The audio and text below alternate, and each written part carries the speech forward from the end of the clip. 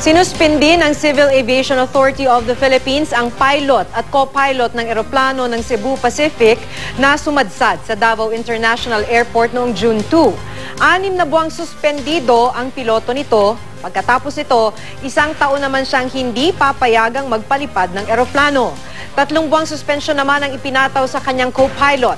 Base sa investigasyon ng CAAP, hindi sumunod ang 2 sa emergency evacuation at sa cockpit checklist procedure sa paglalapag ng eroplano.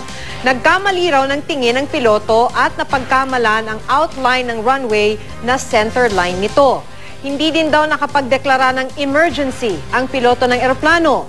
Nabigo rin itong mailika sa mga pasahero na paglabag umano sa regulasyon.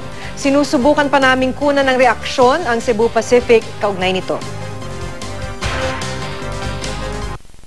Maraming sira. Palagay ko yung 2 makina hindi na magagamit. Mga gulong pumutok.